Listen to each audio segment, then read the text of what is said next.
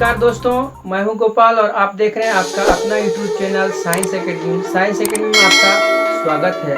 आज आपके लिए अर्थमेटिक प्रोग्रेशन यानी कि समांतर श्रेणी के कुछ और भी ऑब्जेक्टिव सवाल लेकर आया हूं, जो आपके लिए बिहार बोर्ड एग्जाम 2021 के लिए अति महत्वपूर्ण सवाल है। तो चलते हैं आज के सवाल नंबर 1 पे। आज का सवाल नंबर 1 क्या है वह देखते हैं। सवाल नंबर 1, तो समांतर श्रेणी 72, 63, 54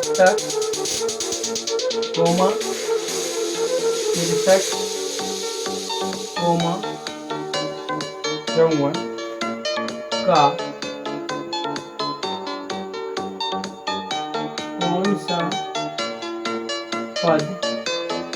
कौन सा पद शून्य है? कौन सा पद शून्य है? ऑप्शन आपका ए है। ए में आपका ऑप्शन है 8वां, बी में आपका ऑप्शन है 9वां, सी में आपका ऑप्शन है 10वां और डी में आपका ऑप्शन है 11। ठीक है, तो सवाल नंबर 1 में आप देख रहे हैं ऐसा सवाल आप पिछले वीडियो में भी देख चुके हैं, सेम टू सेम ऐसा सवाल। यदि आप चैनल पर पहली बार विजिट कर रहे हैं तो प्लीज चैनल को सब्सक्राइब करें और प्ले लिस्ट में जाके पीछे के सभी वीडियो को देखिए, जो आपकी परीक्षा के लिए बहुत ही महत्वपूर्ण है। ऑब्जेक्टिव सवाल, आप सब्जेक्टिव का भी वीडियो देख सकते हैं, प्ले लिस्ट में जाके आप ढूंढ लीजिए। ठीक है, तो इसके लिए क्या हुआ, कौन सा पद शून्य, इसका मतलब है कौन सा पद शून्य का मतलब होता है कि वह पद क्या है, nवां पद है। इसका मतलब हुआ कि tn का वैल्यू कितना है, tn का हमने माना tn बराबर 0 नहीं। अब आप जानते हैं tn बराबर होता है a plus n minus 1 into d। ठीक है, तो tn बराबर क्या होता है a plus n minus 1 into d होता है। तो इसके लिए आप क्या करें, tn का वैल्यू आपका 0 है, यहाँ बराबर है a का वैल्यू देखिए शुरू वाला होता है, यह होगा 72 प्लस n नहीं जानते हैं n माइनस 1। d का वैल्यू क्या होता है, इसमें से इसको घटाएंगे यानी कि माइनस हो रहा है नहीं, यानी कि कितना होगा 7 और 2 9 होगा, यानी कि माइनस 9 होगा, यहाँ पे माइनस 9। ठीक है, अब इसका जो सॉल्यूशन आप कीजिएगा ये आएगा -72 बराबर आपका आएगा n माइनस 1 इंटू में -9 और ये 9 इसके नीचे आ जाएगा, तो यहाँ पर होगा -72 बटा में -9, इसका मतलब हुआ n माइनस 1। अब इसको कटाएगा a से, ये कट गया, ये कितना 8 बार में कट जाएगा और ये 1 आएगा, यानी कि 8 9 बराबर हो गया आपका n। तो 9वां पद हो गया इस सवाल का आंसर। ऑप्शन नंबर किसमें है, डी। ठीक है, आशा करते हैं आप समझ रहे होंगे। चलिए अगले सवाल पे। अगला सवाल इसका क्या है, फिर से है 2 नंबर सवाल। तो समांतर श्रेणी 21 42 63 84, 21 42 63 84 का कौन सा पद 210। ठीक है, तो देखिए आप सवाल देखिए, सवाल नंबर 2 का था कौन सा पद 210 है। तो सेम ऐसा ही वैसे इसका भी ऑप्शन मैं यही रख देता हूँ। ठीक है, इसका ऑप्शन ठीक है 8वां 9वां 10वां और 11वां। ठीक है, तो देखिए आप जैसा सवाल पीछे होना है सेम सवाल वैसा ही है, तो tn का वैल्यू आप यहाँ पे रख सकते हैं 210। और एक बात और देखिए, आपको यह भी सिखाया गया है कि आपको ऑब्जेक्टिव सवाल ऑब्जेक्टिव तरीके से बनाना। तो देखिए इसमें क्या होगा, आप देख रहे होंगे 21 21 दूनी 42 21 63 21 चौक 84। अगर आगे चलते जाएंगे 21 का पारा 10 बार पढ़ेंगे तो आपको 210 मिल जाए। इसका मतलब nवां पद क्या है, 10वां पद 210 है, तो बस बात बन गया ऑप्शन सी। ठीक है, ये वो ऑब्जेक्टिव तरीका आप एज्यूम कीजिए, थोड़ा सा दिमाग लगाइए, आप समझ जाइए। ठीक है, और बाकी आपको सिखाए, यहाँ भी आप रखिएगा, आप ऐसे रख के देख लीजिएगा। ठीक है, ऐसे ही आप tn के जगह पे रखिए, एक जगह पे 21 रखिए और d के जगह पे फिर 21 प्लस हुआ 21 रखिए, सब चीज रखिएगा, आपका काम हो जाएगा। ठीक है, चलते हैं अगले सवाल पे। अगला सवाल क्या है आपका, सवाल नंबर 3 क्या है, सवाल नंबर 3 है यदि, इसको मैं मिटा रहा हूँ। सवाल नंबर 3 है यदि AP का सामान्य पद, यदि AP का सामान्य पद 3n + 5, 3n + 5 है तो सार अंतर होगा। तो सार अंतर होगा। ऑप्शन ए में है 1 2 3 4, यानी कि 1, यहाँ पर है 2, यहाँ पे है 3 और यहाँ पे आपका है 5। ठीक है, तो सवाल नंबर 3 आप देख रहे हैं कि AP का सामान्य पद दिया हुआ। तो जब भी आपको सवाल में सामान्य पद की बात करें तो उसमें n मेंशन होगा। ठीक है, यानी कि इसका मतलब सामान्य पद का मतलब होता है TN, यानी कि NTN को ऐसे दर्शाया गया, यानी कि NTN इसलिए कहते हैं अगर 1 देंगे तो T1 निकलेगा, 2 देंगे तो n का वैल्यू 2 देंगे तो T2 निकलेगा, इसलिए सामान्य पद उसको, इसका मतलब वो ये TN का वैल्यू दिया गया है। ठीक है, तो TN बराबर, आप ध्यान से देखिए थोड़ा सा, तो TN का वैल्यू कितना है 3n + 1। ठीक है, अब देखिए आपको TN का वैल्यू निकल गया। तो अब आप इस AP को बनाना चाहिए, क्योंकि आपको निकालना सार अंतर। सार अंतर का मतलब होता है D। ठीक है, तो AP का कम से कम 3 पद आपको मिलेगा, तभी आप D बता सकते हैं। ठीक है, तो देखिए इसका TN का वैल्यू इतना है। देखिए n के जगह पर हमने 1 दिया, इसका मतलब जहाँ जहाँ n है वहाँ पे 1 देना पड़ेगा। यहाँ कितना होगा 3 × 1 + 1, ये 1 पहले से, इसका मतलब इसका आंसर हो गया कितना T1 बराबर 4। इसी प्रकार जब आप T2 लिखेगा तो जहाँ n था वहाँ 2 दीजिएगा, तो 3 × 2 + 1 कितना आ गया 7 आ गया। ठीक है, और T3 बराबर होगा 3 × 3 + 1, इसका मतलब 10। तो अब आप बता सकते हैं आपका AP हो गया 4 7 10, ऐसे करके चलता रहेगा। तो सार अंतर का मतलब होता है कि बाद वाले में से पहले वाले को घटा लीजिए, यानी 7 में से 4 जाएगा तो 3 होगा। इस सवाल का सार अंतर कितना हो गया C, यानी कि 3 हो गया। ठीक है, चलते हैं अगले सवाल पे। अगला सवाल आपका है 4। अगला सवाल क्या है 4 है। ठीक है, बहुत अच्छा से देखिए, यदि AP का छठा और AP का छठा और 12वां पद, छठा और 12वां पद क्रमशः, छठा और 12वां पद क्रमशः 13 और 25, 13 और 25 है, तो क्या बोल रहा है 20वां पद होगा, 20वां पद होगा। ऑप्शन आप देखिए, ऑप्शन इसका है 41 39 43 और अगला आपका 47 है। तो ठीक है, तो जैसा कि आप देख रहे हैं सवाल नंबर 4, सवाल नंबर 4 बोला AP का छठा और 12वां पद क्रम से, यानी छठा पद इसका 13 है, 12वां पद इसका 25 है, आपको 20वां पद चाहिए। ठीक है, तो अब आप जानते हैं कि किसी भी AP के लिए आप थोड़ा सा ध्यान दीजिए कि जितना पद होता है, यानी जितना पद होता है वह होता है A + 1 कम B, यानी कि यह छठा पद है तो इसको T6 बोलते हैं। तो T6 बराबर होता है A + कितना 5D, ऐसा होता है। और इसका वैल्यू आपको दिया गया 13, आप लिख सकते हैं A + 5D बराबर 13।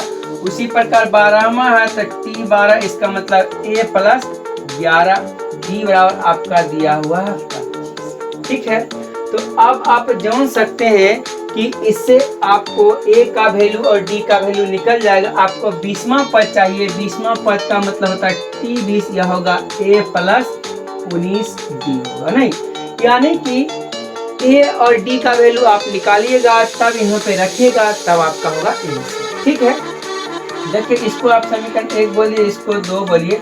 अब देखिए 2 में से 1 को घटा लीजिए तो क्या होगा आपका A से 1 कट जाएगा, 11 से 5 जाएगा यह बच जाएगा 6D और 25 से 13 जाएगा तो यह होगा 12, यानी कि D का वैल्यू आपको आ गया 2। ठीक है, इस बात को समझ रहे हैं। तो D का वैल्यू आ गया 2। अब आप किसी समीकरण में रख के A का वैल्यू निकालिए। यहाँ कितना होगा A प्लस, यहाँ कितना होगा D का वैल्यू यानी 2 है, तो यानी होगा 10 बराबर होगा 13। आप इसे देख रहे हैं तो A बराबर आपका उधर जाएगा तो हो गया 3, तो A का वैल्यू निकल गया 3, D का वैल्यू निकल गया 2। आप इस सवाल में आप रख सकते हैं, यानी कि 3 प्लस 19 इंटू 2, यानी कि 3 प्लस 19 दूनी 38, इसका मतलब 41। This is the answer of this question 41, option number 3। ठीक है, चलते हैं अगले सवाल पे आपका। अब देखिए, ध्यान से देखिएगा, अगला सवाल आपका क्या है। अगला सवाल आपका होगा सवाल नंबर 5। यह क्या है, 3 संख्या एपी में है। 3 संख्याएं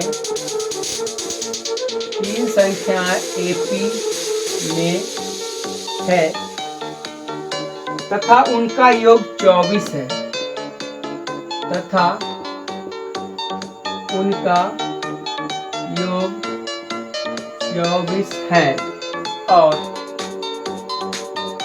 उनके वर्गों का योग, उनके वर्गों का योग 200 है, तो वे संख्याएं हैं, वे संख्या हैं। ठीक है, ऑप्शन आप देखिए, ऑप्शन आपका क्या है। ऑप्शन है 4, 8, 12, 4, 8, 12। ऑप्शन बी आपका क्या है 6, 8, 10। ऑप्शन सी आपका जो है वो है 5, 8, 11। और ऑप्शन डी आपका क्या है, यह है 2, 8, 14, 2, 8, ठीक है। तो देखिए सवाल नंबर 5 आपका बहुत ही बेहतरीन सवाल है। क्या बेहतरीन सवाल है, आपको बोला है कि 3 संख्या एपी में होगा, उसका योग 24 होगा और उनके वर्गों का योगफल 200 होगा। ठीक है, तो ये सवाल ऑब्जेक्टिव है, सब्जेक्टिव तरीका से बनाइएगा तो बहुत मेहनत लगेगा। इसलिए आप देखिए क्या बोला, एपी में 3 संख्या, तो ऑप्शन आपके पास उपलब्ध है, तीनों एपी में है कि नहीं। अगर कोई एपी में नहीं होगा तो पहला नंबर आंसर नहीं होगा। एपी में होने के बाद देखिए 4 से 4, 4 से 8 से 4, यानी कि एपी में ये है 6, 8, यानी 2, 2 जोड़ा यह भी एपी में है, 3, 3 जोड़ा यह भी एपी में है, 6, यानी एपी में तो सभी है। अब बोल रहा है उनका योग 24 होना चाहिए। ठीक है, तो 24 देखिए तो 8, 4, 12, 24 यह भी हो रहा, 6, 8, 14, 10, 24 यह भी हो रहा, 11, 8, 19, 5, 24 यह भी हो रहा, 8, यानी सभी 24 है। अभी भी आपका काम नहीं चला। दूसरा जो कंडीशन है वह बोल रहा है उनके वर्गों का योग 200 होना चाहिए। तो आप वर्गों का योग मतलब देखिए, यहाँ से देखिए 6 का वर्ग होगा 36, प्लस 8 का वर्ग होगा 64, प्लस 10 का वर्ग होगा 100। इस सब को जोड़िएगा तो 200 आएगा और बाकी किसी में 200 नहीं आने वाला है। ठीक है, तो इस सवाल का आंसर आपका क्या हो गया, ऑप्शन नंबर बी। ओके, अब आप देखिए सवाल नंबर 6 क्या है। सवाल नंबर 6 आपका है 0 और 50 के बीच की सभी विषम संख्याओं का योगफल होगा। ऑप्शन ए है आपका 50, ऑप्शन बी है 500, ऑप्शन सी है 625, ऑप्शन डी है 6। ठीक है, तो अब देखिए सवाल नंबर 6। तो इसके लिए आपको एक छोटा सा फार्मूला याद करना होगा, समझना होगा। तो ध्यान से देखिए, जैसे कि आपको 0 से 50 के बीच यदि विषम संख्या की बात करें, इसका मतलब आप समझ रहे हैं 0 से 50 तक आप लिखे 0, 1, 2, 3, 4 ... 50 तक आप ये लिखिएगा। ठीक है, तो इसमें विषम संख्या गिनना है, तो आप जानते हैं विषम संख्या एक को छोड़ के एक होता है। मान के अगर एक लिए तो दूसरा होता है 3, 3 होता है 5। तो आप देख सकते हैं यहाँ से यहाँ तक में विषम संख्याओं की संख्या आपके पास कितना होगा, तो 25 होगा। नहीं, हम जो है क्या होगा 25, यानी कि संख्या 25 होगा। अब ये क्या बोल रहा है कि सबको जोड़े, जैसे 1, 3, 5, 7 ऐसे तक जितना तक आएगा, ठीक है, 49 तक उस सबको जोड़ना है। इसका मतलब आपके सामने क्या आ रहा है, सवाल हो गया कि बोल रहा है 1, 3, 5 डॉट डॉट डॉट 49 तक। नहीं, तो इसके लिए आपको क्या करना है, ऐसे ऐसे करके जोड़ना नहीं, एक फार्मूला होता है। आप देखिए आपको ये सीरीज मिल रहा है 1, 3, 5 से लेकर 49 तक। आप इसको दो तरीके से बनाते, आपको बताया गया ऑब्जेक्टिव सवाल ऑब्जेक्टिव तरीके से बनाना है। इसलिए आप जान लीजिए, याद कर लीजिए, विषम संख्याओं का योगफल यानी कि प्रथम विषम संख्याओं का योगफल, यानी कि जितना विषम संख्या शुरू से होगा, 1 से शुरू होता है, तो वहां से कोई भी प्रथम विषम संख्या का योगफल यानी कि प्रथम n विषम संख्याओं का योगफल जो होता है वह होता है n स्क्वायर। क्या होता है, n स्क्वायर। तो आप इसको जब गिनेगा तो ये 25 होगा, और 25 का स्क्वायर कितना होता है, तो आप सभी लोग जानते हैं कि 25 का स्क्वायर होता है 625, और 625 इस सवाल का आंसर है ऑप्शन नंबर सी। ठीक है, आशा करते हैं आप समझ रहे होंगे। चलते हैं अगले सवाल पे। अगला सवाल आपका क्या है वह देखते हैं। फिर से देखिए, बहुत अच्छा सवाल है आपका 7 नंबर, इसको मिटा लेते हैं। अगला सवाल आपका है, किसी एपी का 4 संख्याओं का योगफल 40 है। 4 संख्याओं का योगफल 40 है। 4 संख्याओं का योगफल 40 है। उनके पहली और चौथी संख्या, उनके पहली और चौथी संख्या का गुणनफल, पहली और चौथी संख्या का गुणनफल 91 है, तो एपी है। ऑप्शन आपका देखिए, ऑप्शन ए में देखेंगे आपका है 7, 9, 11 और 13। ऑप्शन बी में आपका है 6, 8, 12 और 14। ऑप्शन सी में आप देखेंगे यह है 4, 7, 10 और 19। ऑप्शन डी में आपका है यह क्या है आपका 3, 8, 9 और 20। ठीक है, तो अब आप सवाल देखें 7 नंबर। इसमें देखिए आपको पूछ रहा है कि एक एपी है जिसमें 4 संख्या है और चारों का योगफल 40 है, और पहले और चौथे का गुणनफल 91 है। आपको ऑप्शन दिया, आपको यही तो सिखा ऑप्शन सवाल में है, इसका मतलब ऑब्जेक्टिव सवाल को ऑब्जेक्टिव तरीके से करना। आप सवाल में क्या पढ़ रहे हैं, एकदम आसान से देखिए। उसने बोला है कि पहली और चौथी का गुणनफल 91 है। बस ऑप्शन में आप जाइए, पहला और चौथा का गुणनफल कीजिए, 91 आ गया। अगर एक ही ऑप्शन है तो बस आंसर हो गया। ठीक है, आप देख रहे हैं 7 और 13, क्यों पहला 7, 13 चौथा है, इसका गुणनफल करेंगे 91 आएगा। बाकी किसी में देखिए नहीं आएगा, किसी में नहीं आएगा, इसलिए इस सवाल का ऑप्शन ए है। यानी कि सवाल देखे नहीं कि आंसर देखते के साथ आंसर। चलते हैं अगले सवाल पे। तो अगला सवाल आपका क्या है वह देखते हैं।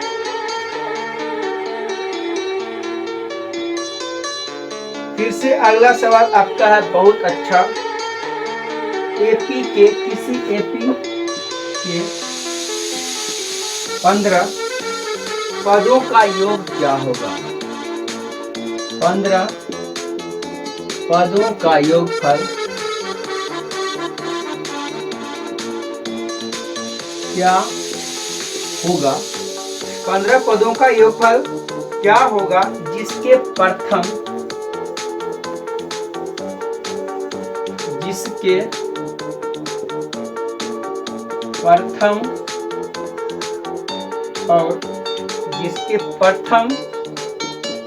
और अंतिम प्रथम और अंतिम पद क्रमशः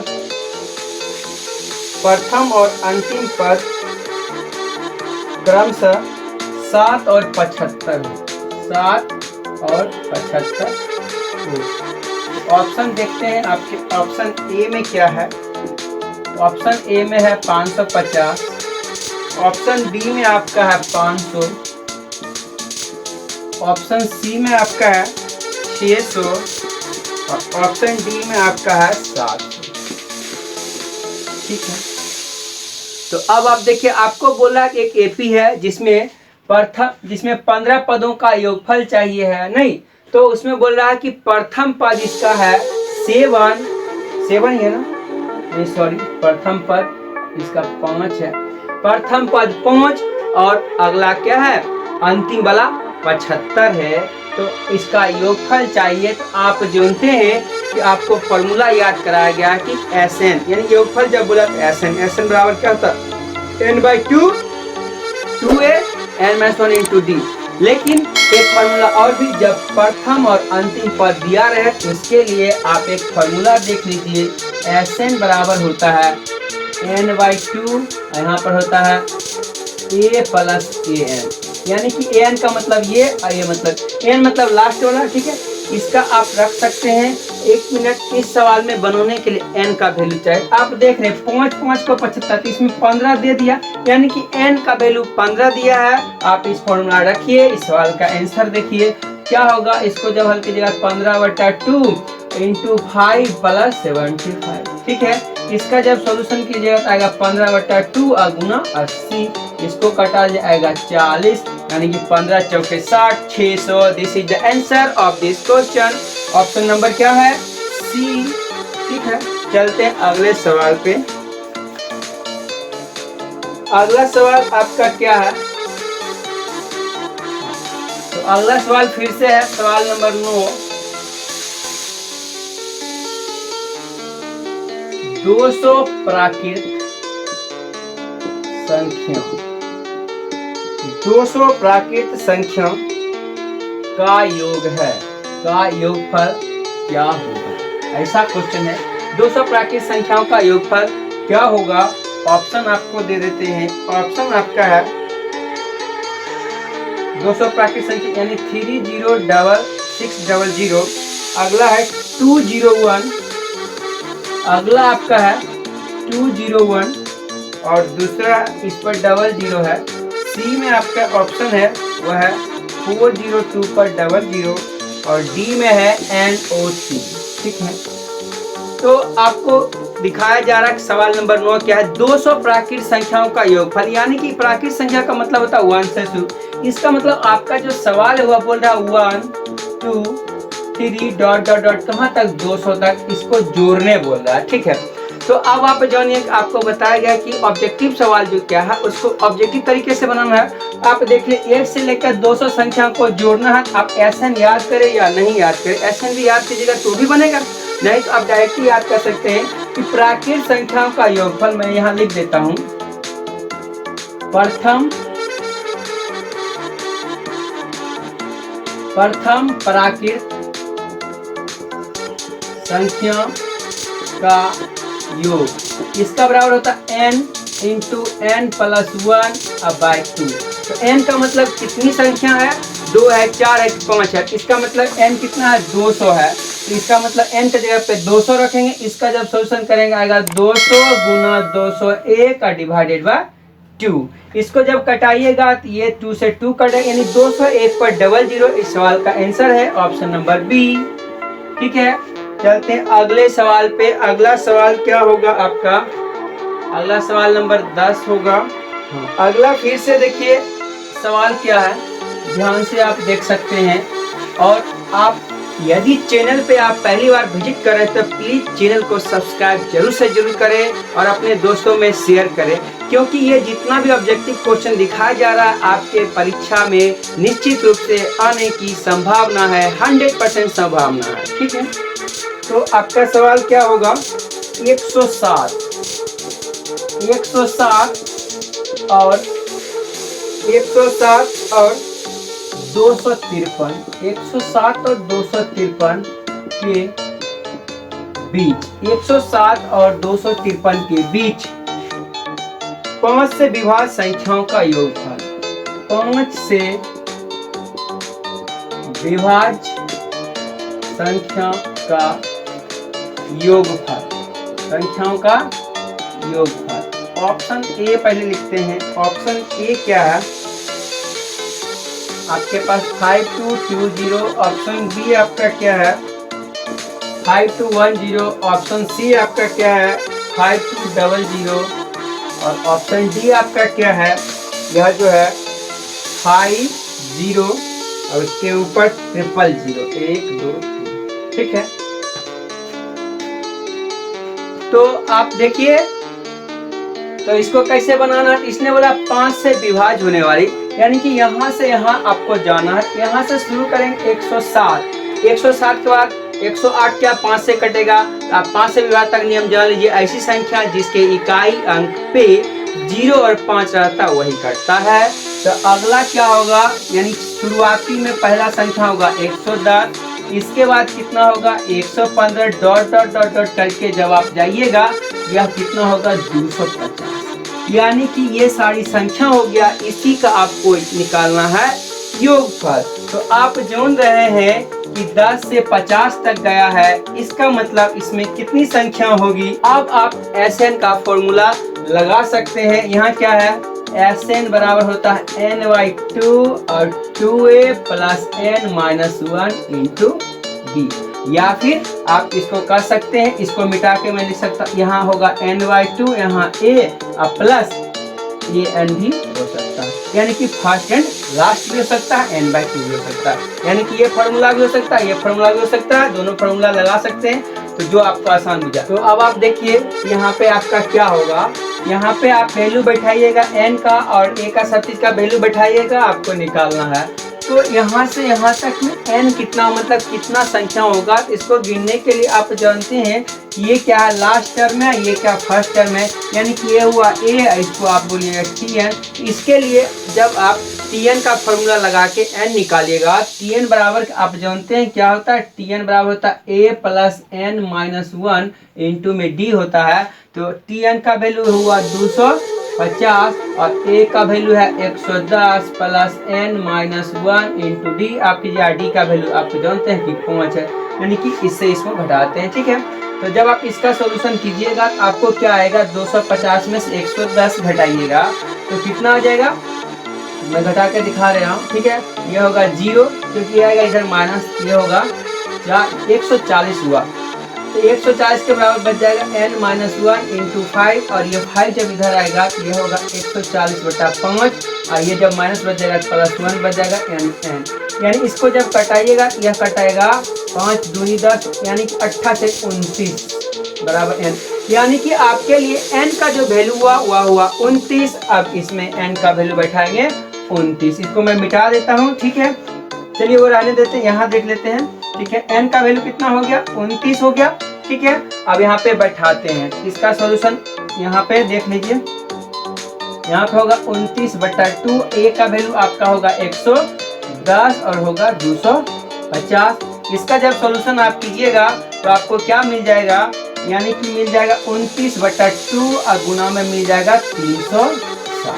ठीक है, इसको जब कटा दीजिएगा आएगा 180, इसको गुना कर लीजिएगा आपको क्या आ जाएगा 5220, यानी ऑप्शन नंबर ए।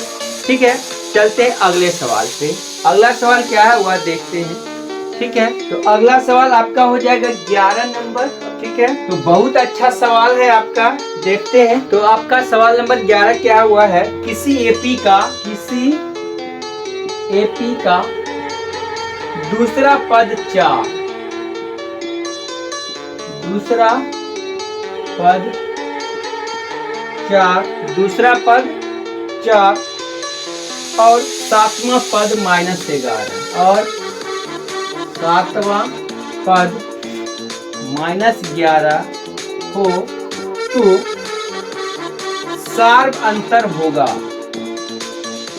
सार्व अंतर होगा। ऑप्शन ए आप देख सकते हैं। ऑप्शन ए आपका क्या है वह देखिए, ऑप्शन ए है 2, ऑप्शन बी है 3, ऑप्शन सी है -2 और ऑप्शन डी आपका है -3। ठीक है, तो अब आप सब्जेक्टिव वीडियो में देख चुके हैं किसी भी ये क्या है, किसी भी एपी का जो पद होता है तो जितना पद होता है वह होता है ए प्लस एक कम होता। तो इसका मतलब चौथा पद है, नहीं सॉरी दूसरा पद 4 है, दूसरा पद होता है ए प्लस डी, यानी कि T2 का वैल्यू होता है ए प्लस डी, इसका वैल्यू आपको दिया है 4, इसको आप बोल दीजिए समीकरण ए। फिर अगला सातवां पद का मतलब होता है T7, यह होता है ए प्लस 6D, इसका वैल्यू कितना है -11, ये हो गया समीकरण 2। ठीक है, अब आपको निकालने बोला है सारवंतर, तो सारवंतर का मतलब होता है कि डी का वैल्यू निकालिए। तो इस समीकरण में आप देख सकते हैं, आप 2 में से 1 को घटा लीजिए। ठीक है, यानी नीचे वाला से ऊपर वाला को मैं घटा रहा हूँ, इसमें होगा घट। ठीक है, ये घटा रहा हूँ, ए में से ए जगह कट होगा 6 और 1, 6 में से 1 डी जाएगा तो यहाँ बचेगा 5, डी बच जाएगा। यहाँ कितना बचेगा -11 और -4, इसका मतलब होता है -15। इसको कटाइएगा तो डी का वैल्यू आ गया -3 और -3 ऑप्शन है, option number D. This is the answer of this question. ठीक है, नेक्स्ट क्वेश्चन आपका है, फिर से सेम क्वेश्चन आपका है, क्वेश्चन नंबर 12।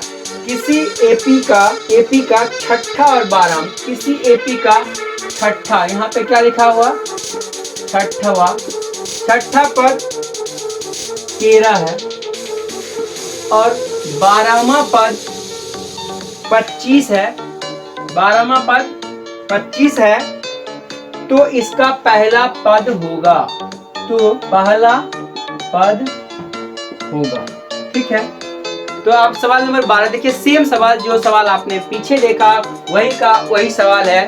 एपी का दिया गया है, एपी का छठा पद, जो कि छठा पद कितना है, इसका छठा पद 13 है, मैं 17 क्यों नहीं दिया, छठा पद 13 और 12वां पद क्या है आपका 25, तो पहला पद। तो सेम ऐसा ही सवाल है, A6 का वैल्यू आप लिखिए, तो A6 और A12 वैल्यू दिया हुआ है। ठीक है, A6 का मतलब होता है, T6 का मतलब होता है A प्लस 5D, इसका वैल्यू आपको दिया गया है 13। फिर अगला दिया हुआ है A प्लस 6, 12D, इसका जो वैल्यू है वह कितना दिया गया है, वह दिया गया है 25। ठीक है, तो अब आप देखिए, आपको A का वैल्यू निकालना है, तो अब आप क्या कीजिए, इसमें फिर उसको घटा दीजिए, तो आपको D का वैल्यू निकल जाएगा, और जब D का वैल्यू इसमें रख दीजिएगा तो A का वैल्यू निकल जाएगा। ठीक है, तो आप इससे क्या करते हैं, सॉरी यहाँ 11 पद न होगा। ठीक है, तो अब आप इसको ऑब्जेक्टिव तरीके से भी बना सकते हैं। आप देखिए, A से A दोनों में मिल रहा है, यहाँ से यहाँ कितना बढ़ रहा है, यहाँ से यहाँ 6D बढ़ रहा है, यानी कि D में कितना का डिफरेंट है 6 का। तो आप इसको ऑब्जेक्टिव तरीके से बना सकते हैं कि 6D का जो वैल्यू होगा वह देखिए इस दोनों का अंतर, क्योंकि इसमें घटा है। ठीक है, तो 6D का जो वैल्यू है वह कितना है, 6D का वैल्यू आपको कितना है, इसमें घटाएंगे तो 12। इससे क्या पता चलेगा कि D बराबर हो गया 2, तो D का वैल्यू जब आपको 2 निकल गया तो आप इस सवाल में रख सकते हैं। इसका मतलब क्या होगा, यहाँ जब रखेगा तो 5 दूनी 10 आ जाएगा, और A, तो A का वैल्यू कितना हो जाएगा 3 हो जाएगा। इसको जब उधर कीजिएगा तो इस सवाल का आंसर कितना है, D नंबर है। ठीक है, चलते हैं अगले सवाल पे। अब देखिए, आपका बहुत अच्छा सवाल आ गया है, बहुत ही इम्पोर्टेंट सवाल है। ठीक है, तो अगला सवाल आपका क्या है, 4/5 क्वेश्चन, इसको मिटा रहा हूँ। अगला सवाल जो 13 है वह है 4/5 A अब 2, किसी एपी के 3 क्रमागत पद हैं, 3 क्रमागत पद हैं। ठीक है, 3 क्रमागत पद है, तो A का मान होगा, तो A का मान होगा, क्या होगा, A का मान होगा। ऑप्शन इसका देखते हैं, ऑप्शन ए क्या है, यह है 1/2, बी में आपका ऑप्शन है 4/5, सी में आपका ऑप्शन है 7/5, डी में आपका ऑप्शन है 9/6। ठीक है। तो क्वेश्चन में बोल रहा है कि ये तीनों एपी में है, आप जानते कर्मागत है नहीं, यानी कि एक बीच में कोई भी गैप नहीं है। आप जानते हैं अगर इसको आप बोलिएगा T1, इसको बोलना पड़ेगा T2, इसको बोलिएगा T3, ठीक है। आपको नहीं दिख रहा होगा तो चलिए यहाँ क्या, इसको T1, इसको T2, इसको T3, ये तो दिख रहा है, ठीक है। तो आप जानते हैं किसी एपी के लिए कंडीशन होता है कि T2 माइनस T1 बराबर होता है T3 माइनस T2, ठीक है। तो आप इसको कर सकते हैं, यानी कि ये है T2, तो आप ऐसे बोल सकते हैं A माइनस कितना, आप एक बार लिख देता हूँ, T2 माइनस T1 बराबर होता है T3 माइनस T2। तो T2 का वैल्यू कितना, A माइनस T1 का वैल्यू कितना है 4/5 बराबर T3 का वैल्यू कितना है 2 माइनस, फिर यहाँ पे क्या है A। अब इसका सॉल्यूशन कीजिएगा, A से A आएगा, इधर आ जाएगा तो आपका होगा 2A, इधर होगा 2 प्लस 4/5, तो 5 2 10 4 14/5 आया, यह 2 नीचे जाएगा, ठीक है, कहीं कोई दिक्कत नहीं है। यह 2 जब नीचे जाएगा तो आपका आंसर होगा 14/10, यानी इसको कटाएंगे, यह होगा 14/10, ये जब 2 नीचे जाएगा, ठीक है। तो इसको कटा लेते हैं, 2 से 7/5 और 7/5 A बराबर हुआ ऑप्शन नंबर किसमें है, सी में, ठीक है। अगले सवाल के लिए चलते हैं, फिर से बहुत अच्छा क्वेश्चन है आपका, यानी 14 नंबर आपका क्वेश्चन होगा।